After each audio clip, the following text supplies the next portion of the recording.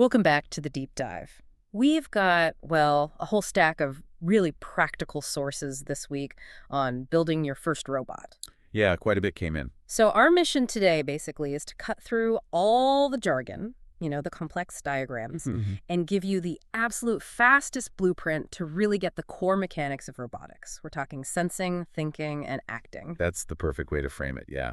A lot of people get intimidated, think it's just overwhelmingly complex. Right. But when you strip it back, it's really just a series of logical steps. So we're turning that technical stuff into a clear 6-stage map for you. Making it make sense. Exactly. So you walk away knowing the why behind each bit. And what really jumped out from the sources is that the very first step, the essential one, it's not technical at all. No, not a bit. You don't start with circuits or code. Step one is deciding the robot's purpose. Non-negotiable. Precisely. If you don't know the goal, how can you pick the parts, right? Your whole design depends on it. Yeah. Is it built to follow a black line on the floor? Okay. Well, then you need high-contrast sensors. Or is it navigating a room, avoiding bumping into things? Then you're looking at distance sensors. Or maybe it needs to pick things up. That completely changes your motor needs. So that purpose dictates the chassis size, the brain. Everything. Everything. It's the foundation. Okay, so purpose is step one. Step two must be getting the actual parts. Yeah. Stocking the shelves, so to speak. Exactly. Gathering the hardware needed for that purpose. Let's break down the components. The sources group them nicely into that classic trio. The brain, the muscles, and the senses. Makes sense. Starting with the brain, the microcontroller. Okay. This is your control unit. Think of it as the central nervous system. It runs the program, takes info from the senses, tells the muscles what to do. And for beginners, what are the usual suspects? The sources mentioned a few. Yeah, they consistently highlight the easier-to-use platforms. Things like Arduino are super popular. Right, Arduino. Then there's the Raspberry Pi, which is more powerful, like a mini computer. And the ESP32 is great too, especially because it has Wi-Fi built in. All solid choices for running the show. Got it. Okay, next up, the muscles, the actuators. These are what actually make the robot move. Correct. Physical movement generators. And the sources made a really key distinction between the types of motors. Using the wrong one means, well, your robot fails its purpose. Absolutely critical. There are 3 main types we need to cover. Lay them out for us. Okay, first you've got your standard DC motors. These are the workhorses, really. Workhorses. They're great for continuous spinning, high speed, perfect for wheels, making the robot drive around, simple, robust. Makes sense. Wheels need to just go. Then what? Then you have servo motors. Think of these as needing precision positioning. Ah, like for specific angle. Exactly. They don't just spin freely. They rotate to a very specific angle, say 90 degrees, and then hold that position. So robotic arms, maybe? Or tilting a camera? Perfect examples. Anywhere you need controlled angular movement, servos are usually the answer. Okay. And the third type? The most precise of the bunch. Stepper motors. Steppers. How do they get that precision? Well, unlike DC motors spinning smoothly, steppers move in tiny, discrete steps, like little clicks. Ah, okay. Step by step. Precisely. So you know exactly how far it's rotated or moved. Think 3D printers, where the head needs to move with extreme accuracy. Or conveyor belts moving things a set distance. Exactly. Or any kind of very accurate linear motion controlled by rotation. That detail really clarifies why you'd choose one over the other. Okay, so we have a brain and muscles. But they need input, right? Awareness. Which brings us to the sensors, gathering data from the world around the robot. What are the essentials for a basic bot? For a simple, functional robot, you probably need 2 or 3 key types if you're building an obstacle avoider. Like the example purpose earlier. Right. Then you absolutely need an ultrasonic sensor. It works like sonar, bouncing sound waves off objects to measure distance. Okay, measures distance. What about the line follower? For that, the IR sensor infrared is essential. It detects contrast. They can tell the difference between, say, a light floor and a dark line. Makes sense. Reads the line. And then there's the simplest type of awareness, the touch sensor. Basically a bumper. Just detects if it hits something? Yeah, a simple switch. Now, the sources do mention, once you get into more complex stuff like navigating tricky spaces or recognizing objects, then you need more advanced senses. that's when the camera usually comes into play. But for starting out, ultrasonic, IR, and touch cover a lot of ground. Okay. Brain, muscles, senses. What else is needed? A support structure. Right. You need the chassis, which is just the frame. Yeah. The robot's body, basically. Holds everything together. Yeah. Can be plastic, wood, metal, even 3D printed. The material isn't as critical initially as just making sure it's sturdy enough. Right. And the power supply. Well, it seemed a bit tricky in the sources. Why not just one battery? Yeah. It's because different parts have very different needs, especially when it comes to voltage and stability. How so? Well, your motors, right. They might need, say, 9 or 12 volts to get enough power to move properly, and they can draw a lot of current, especially starting up or under load. This can make the battery voltage dip. Okay, they're power hungry. Very. But your microcontroller, the brain, is delicate. It needs a perfectly stable, usually lower voltage, typically 5 volts. So the motor's power draw could mess with the brain's power. Exactly. If the voltage feeding the microcontroller sags or spikes because the motor's kicked in, the brain can crash, reset, or just behave erratically. Worst case, you damage it. So you need clean, stable power for the brain, separate from the noisy power for the motors. Precisely. So we use batteries like Li-ion packs or even just AA sometimes, but we have to include voltage regulators.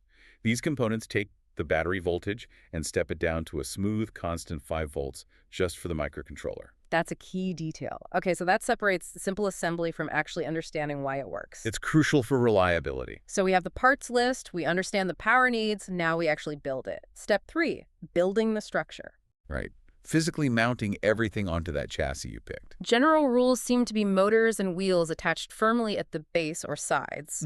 Makes sense. Microcontroller usually mounted somewhere accessible on top. Yep. And sensors placed where they have a clear view, front or sides, usually. Exactly. Sensor placement is key for them to work properly. And right after you bolt things together comes step 4, wiring. Okay, the connections. This feels like where beginners might stumble. It can be, yeah. Lots of wires going different places. The sources hammered home one point. The absolute need for something called a motor driver board. Why can't we just plug the motors into the microcontroller directly? We touched on power, but maybe unpack that failure point more. Right. It comes down to current handling capacity. Yeah. Microcontroller pins, the little metal legs you connect wires to, Yeah. they're designed for signals. Tiny amounts of electrical current, we're talking milliamps.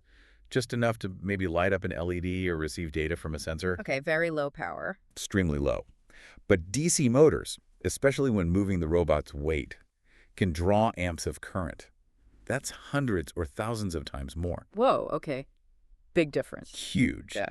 If you connect that high current motor directly to a microcontroller pin designed for milliamps, Zap.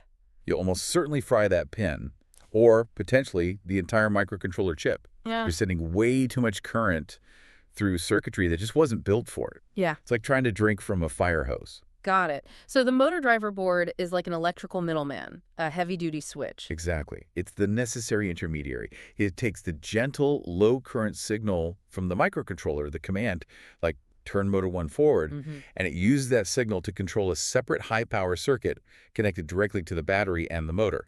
It handles the amps, protecting the delicate brain. Okay, that explanation is crucial. Avoids a very common, potentially expensive mistake. Absolutely. So the wiring structure becomes clear.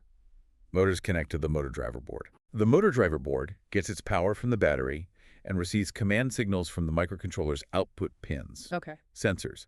They connect directly to the microcontroller's input pins because they usually send low power signal. Makes sense. And the battery powers the high current motor driver and also provides power through the voltage regulator to the microcontroller. Okay, that wiring logic is much clearer now. Which brings us to step 5. Programming. Giving the machine its smarts. This is where it all comes together. Yeah. You translate that initial purpose from step 1 into actual code the microcontroller can execute. Making the robot decide what to do. Exactly. It's all about conditional action. The code tells the robot how to react based on what its sensors are telling it. The sources had a really neat, simple example. Arduino-style logic. Yeah, a classic beginner example. Something like, if the ultrasonic sensor measures a distance less than, say, 10 centimeters, Obstacle detected. right, then the robot's action is stop the motors, maybe back up slightly, and turn right. Otherwise, meaning if the distance is not less than 10 centimeters, then the path is clear, Then. then the action is keep moving forward. So that simple if, then. Structure is the core logic.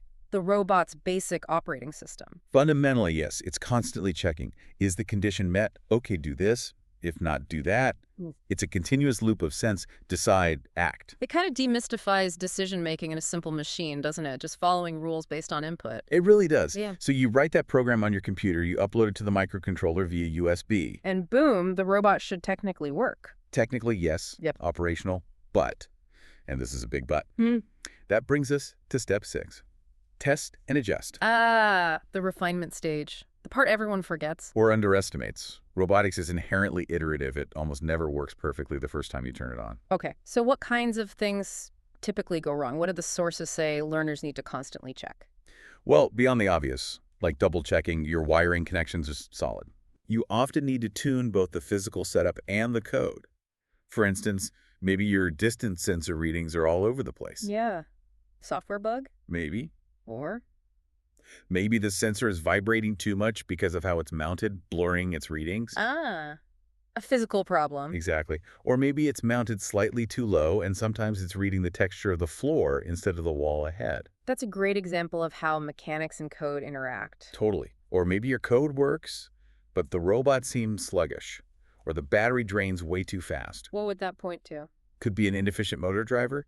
Could be the motors are just too powerful for the small battery you chose. Or maybe your code is making the motors work harder than they need to. Okay. And that conditional logic, that less than 10 centimeters rule, maybe 10 centimeters too close. Maybe the robot reacts too late and still bumps things. So you have to tweak the number. Exactly. You go back into the code, change it to 15 centimeters, upload again, test again, see if it behaves better. Maybe it turns too soon now. So you try 12 centimeters. It's constant back and forth. Constant refinement. Adjusting sensor positions, tuning code parameters, checking connections. That's the real process of building a robot. Okay, so let's wrap this up. If we look at the whole journey, these 6 steps, Yeah. we started with just an idea, a purpose. Gathered the brain, muscles, senses, power, and body. Connected them logically, programmed a basic intelligence. Tested and tweaked. And ended up with a basic robot that fundamentally does 3 things. It moves, it makes decisions based on rules, and it reacts to its environment. That's the core loop. And understanding that loop, even at this basic level, gives you a really solid foundation in robotics, doesn't it? Absolutely. And if you zoom out even further, think bigger picture. Breaking down any complex robot or automated system into those same 3 stages, sensing, deciding, and acting, it reveals this universal pattern. It's how technology interacts with the physical world. From this simple line follower. All the way up to, say, a self-driving car or a factory automation system. Yeah. The complexity grows, but the fundamental blueprint is the same. Sense the world, process based on rules, act on the world. Sense, decide, act. It really does boil down to that feedback loop. It does.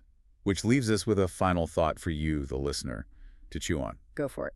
If this basic robot we just described determines its entire behavior based on a single, simple, hard-coded rule, like that less than 10 centimeters condition, what does that simplicity suggest about the nature of decision-making itself, both in machines, sure, but maybe even in us, in biological systems? Are complex decisions just layered, simple rules? Is consciousness strictly necessary for what we call choice? Or are we perhaps just running incredibly complex, layered versions of that same if-then logic shaped by evolution and experience? Yeah, that's definitely something to think about next time you instinctively swerve to avoid something on the road. Are you deciding or just executing very sophisticated code? To ponder.